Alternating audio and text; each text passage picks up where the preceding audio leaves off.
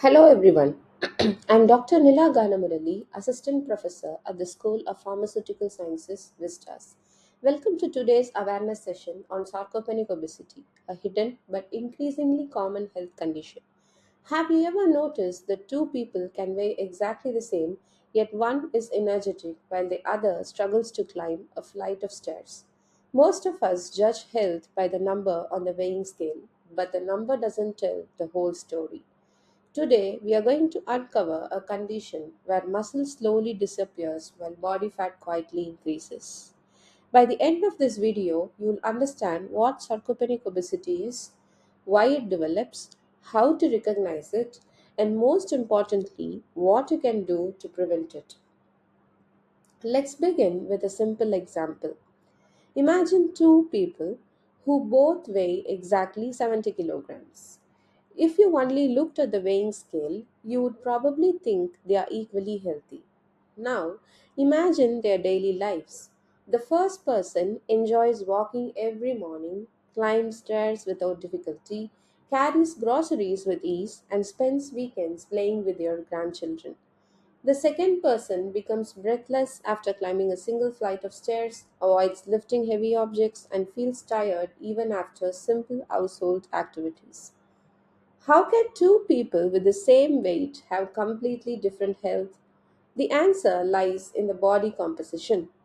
One person has healthy muscles with an appropriate amount of body fat, while the other has gradually lost muscle and gained excess fat. Although their body weight is identical, the body's function vary differently.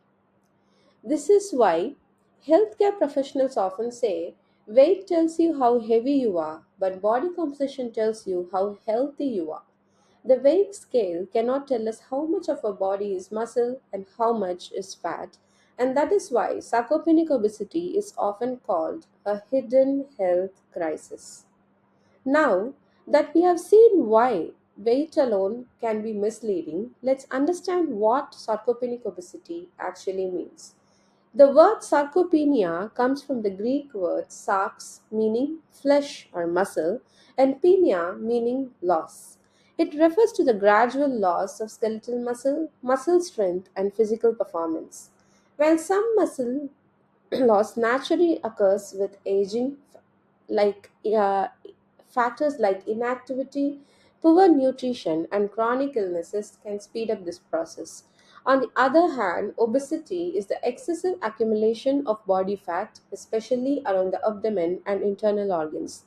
This type of fat, known as visceral fat, is metabolically active and releases inflammatory chemicals that can damage different organs, including muscles.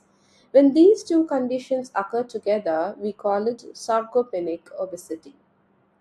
It is far more dangerous than having obesity or muscle loss alone because each condition makes the other worse.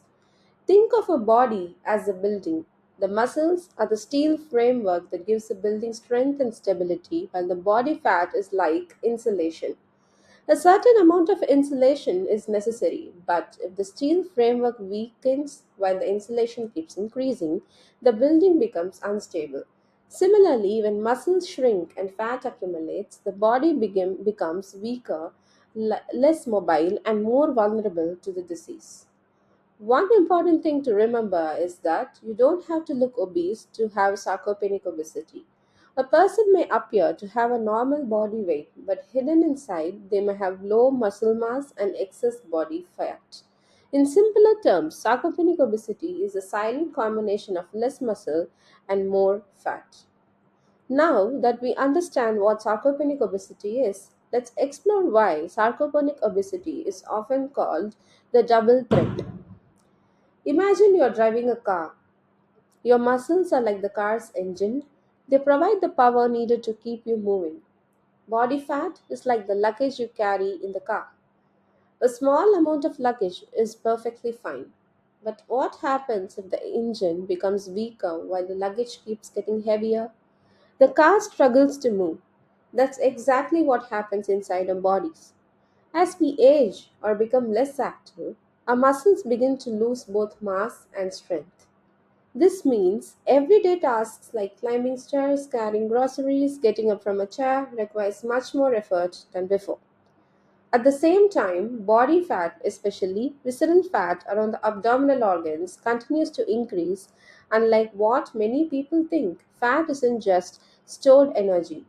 It behaves like an active organ releasing inflammatory substances known as cytokines. These cytokines interferes with muscle repair, accelerates muscle breakdown and worsens insulin resistance. Now, the cycle becomes even more dangerous. With less muscle, your body burns fewer calories even while you're resting. The extra calories are stored as more body fat. More fat leads to more inflammation, and more inflammation causes even greater muscle loss. This creates a vicious cycle. Less muscle leads to more fat leads to more inflammation, and more inflammation leads to greater muscle loss. That's why sarcopenic obesity is much more than simply being overweight. It's a condition where the body's strongest tissue is gradually disappearing while its most harmful fat continues to increase, making it harder to stay healthy, active, and independent. After understanding what sarcopenic obesity is, why it's dangerous, and the next question is, why does it happen in the first place? The answer is that there isn't just one cause. It is the result of several factors working together over many years. One of the biggest contributors is aging. As we grow older, our body naturally produces lower levels of hormones that help build and maintain muscles. At the same time, our metabolism slows down and makes it easier to gain fat and harder to preserve muscle. The second most biggest factor is physical inactivity. When we stop challenging our muscles through walking, climbing stairs, or strength exercises, the body starts breaking down muscle tissues and because it believes it's no longer needed. Nutrition also plays a major role. Many people eat enough calories but not enough protein.